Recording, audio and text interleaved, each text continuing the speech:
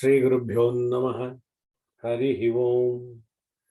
शुक्लां भरद्रं विष्णुं शशिवर्णं चतुर्भुजं प्रसन्नवदनं ध्यायेत् सर्वविघ्नोपशान्तये।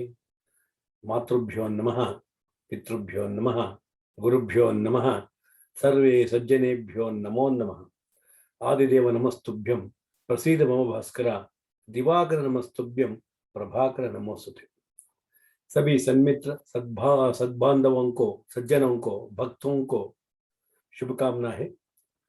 छठ पूजा, छठिया, छठ पर्व, डाला छठ, डाला पूज, सूर्य षष्ठी, षष्ठी पूजा, उषा पूजा, छठी प्रकृति माई का पूजा का शुभकामना है।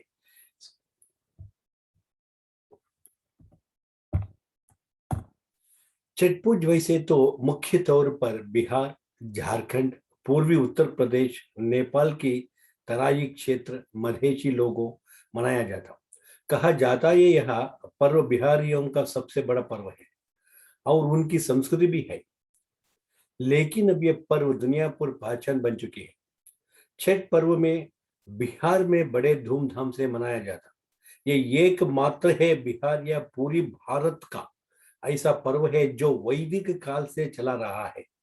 ये पर्व मुख्य रूप से ऋषियों द्वारा लिखी गई ऋग्वेद में सूर्य पूजना, उषा पूजा न और आर्य परंपरा के अनुसार मनाया जाता है।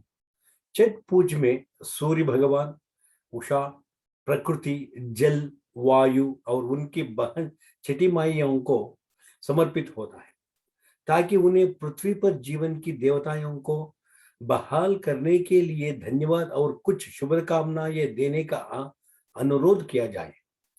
छठ में कोई मूर्ति पूजा शामिल नहीं रहेगा। छठ पूज सर्वकामना सिद्धि के लिए सूर्यानुष्ठान, निर्जल व्रत से, उपासन से, उपवास से किया जाता है।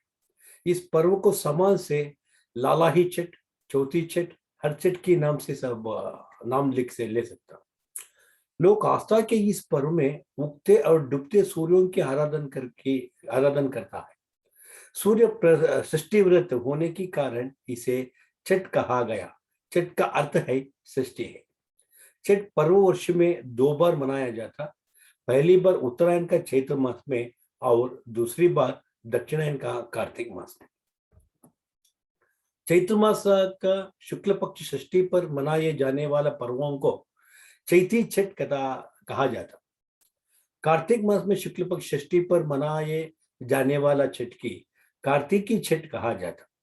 कार्तिक छठ की अधिक मान्यता रहता और इसी महीने में लोग इस पर्वों को व्यापक रूप से मनाते।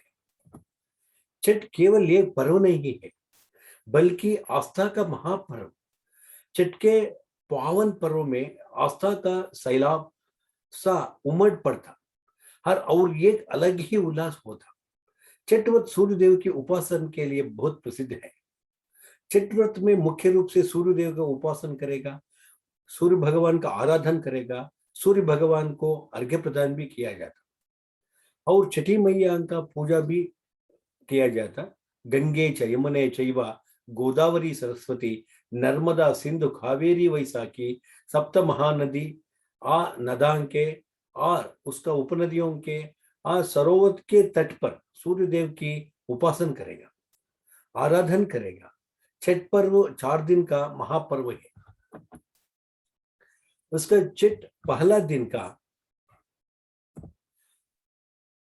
का पहला दिन नहाय खाए के नाम से जाना जाता है।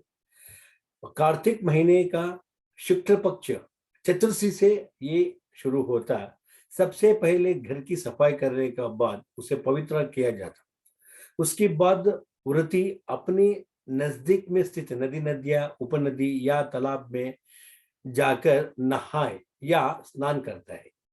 व्रती इस दिन नख वगैरह को अच्छी तरह काट करके स्वच्छ जल से अच्छी तरह बालों को धोता ही स्नान करता है। स्नान के पश्चात सूर्यों को साक्षी मानकर व्रत का संकल्प ले जाता।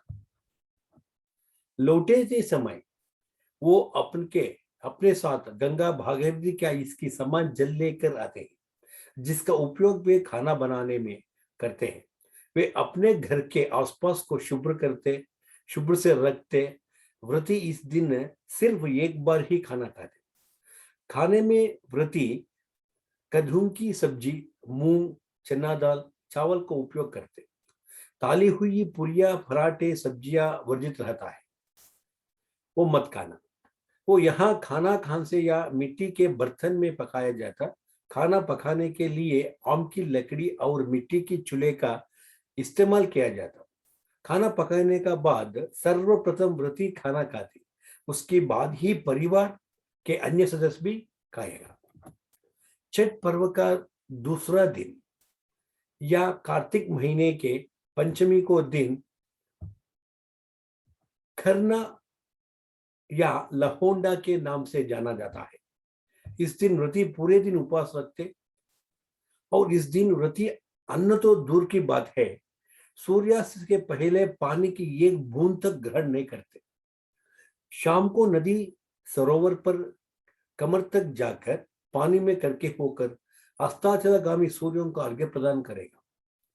अर्घ्य प्रदान करके समय ये मंत्र बताना, ओम यही सूर्य सहस्रांशो तेजो राशे जगतपते अनुकंपया माम भक्त्या गृहाणार्घ्य दिवाकरः। ये सूर्य सहस्रांशो तेजो राशे जगतपते अनुकंपया माम भक्त्या गृहाणार्घ्य दिवाकरः। मंत्र पठन करो के अर्घ्य प्रदान करना। मंत्रोच्चारण का कष्ट होने तो भक्ति श्रद्धा से ओम सूर्य देवाय नमः वो नामोच्चारण करके अर्घ्य प्रदान कर सकता है। अर्घ्य प्रदान के पश्चात मिट्टी का नए चूल्हे पर आम की लकड़ी से आग जलाकर चावल, गुड़ और गन्ने के रस का प्रयोग करके खीर बनाया जाता। खीर बनाकर छठी मैया को अर्पित करेगा। बाद में खाना बनाने में नमक और चीनी का प्रयोग नहीं किया जाता। इन्हीं दोनों चीजों को पुनः सूर्यदेव को नैवेद्य देकर उसी घर में एकांत रहकर उसे ग्रहण करते। एकांत से खाते का समय व्रती हो तो किसी तरह आवाज सुनाना पर्व के नियमों का विरुद्ध रहता। पुनः व्रती खाकर अपने सभी परिवार जानों एवं मित्रों का, रिश्तेदारों का वही खीर रोटी का प्रसाद खिलाते। इस संपूर्ण प्रक्रिया को खरना कहते हैं। चावल का पिट्ठा व घी लगी के रोटी भी प्रसाद के रूप में वितरित की बाद अगले 36 घंटों के लिए व्रती निर्जल व्रत करते और कोई लोग अलोना भोजन, अलोना मतलब बिना नमक के भोजन किया जाता। कोई लोग वही दिन मध्यरात्रि को कोई लोग व्रती छठ पूजा के लिए विशेष प्रसाद, बहुत प्रसिद्ध है ना, ठेकुआ बनाती। और छठ पर्व का तीसरा दिन चैत्र या कार्तिक महीने का शुक्ल पक्ष षष्ठी दिन, छठवां दिन छठ पर्वों का प्रधान दिन है। इस दिन छठ पर्वों की मुख्य पूजा होती। ये मुख्य पूजा होती। इस दिन घर में पवित्रता के साथ कई तरह के पकवान बनाया जाता है। चावल के लड्डू जिसे कचवानिया भी बनाया जाता, जिनमें ठेकुआ कस्तूर पर बहुत प्रसिद्ध रहता है। इस दिन उगते सूर्यों का अर्घ्य प्रदान करेगा और छठी मैया का पूजन किया जाता। बाद में सूर्यास्त से पहले सरारे पकवानों का बांस के दोरा नाम का टोकरिया भरकर निकट घाट पर ले जाया था। एक मान्यता यह भी कि छठ पूजा में सबसे पहले नया फसल का प्रसाद चढ़ाया जाता है, इसलिए प्रसाद के रूप में गन्ना फल अर्पण किया जाता। घाट में 4-5 गन्नों को खड़ा कर बांध जाता और इसके नीचे दीप जलाया जाता। दीप बोले तो तमसोमा ज्योतिर्गमय, ये अज्ञान अंधकार से दूर कर ज्ञान दीप आने के लिए ये दीप जला जाते। व्रत करने वाले सारे स्त्री और पुरुष जल में स्नान कर इंडालों के अपने हाथों में उठाकर षष्ठी माता और भगवान सूर्यों को अर्घ्य प्रदान करेगी। षष्ठी माता और भगवान सूर्य अर्घ्य प्रदान करेगा। इस दिन संध्या समय में भी सूर्य देवों को अर्घ्य प्रदान करेगा। सूर्यास्त के पश्चात बहुत सारे लोग रात भर ठहरते हैं वही कुछ लोग छठ का गीत गाते हुए सारा सामान लेकर घर आ जाते हैं। छठ पर्वों का सप्तमी का दिन और चारवा दिन सूर्योदय से पहले, सूर्योदय के पहले ब्राह्मी मुहूर्त में, सूर्योदय के सप्तमी तिथि का दिन चारवा दिन, सूर्योदय के पहले ब्राह्मी मुहूर्त में फिरडालों में पकवान, नारियल और फलदान रखकर नदी या सरोवर के तट पर सारे व्यक्ति जमा होता है और पानी में खड़े होकर उगते सूर्यों को अंतिम समापन अर्घ्य प्रदान करेगा। इसके बाद छठव्रती की कथा सुनिया जाती और प्रसाद ग्रहण करे थे और व्रती अपना छठ पर्व का व्रत समापन करेगा और नमक युक्त भोजन अभी ये कर सकता वो करेगा। छठव्रत पूर्ण नियम तथा निष्ठा से किया जाता, श्रद्धावान से किया गया इस व्रत से निसंतान को संतान प्राप्ति होता, निर्धन को धन प्राप्ति होता, निश्चय में होता। ये एक ही बात है कि सुख प्राप्ति होता और धन धान्य की प्राप्ति होता। उपासन का जीवन सुख समृद्धि परिपूर्ण होता, यह लोक से बाद में मोक्ष भी जा सकता है।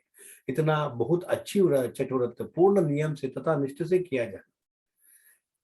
सभी सज्जनों को छठ देवी और सूर्य भगवान का संपूर्ण कृपा कटाक्ष सिद्धिरस्तु, शुभमस्तु।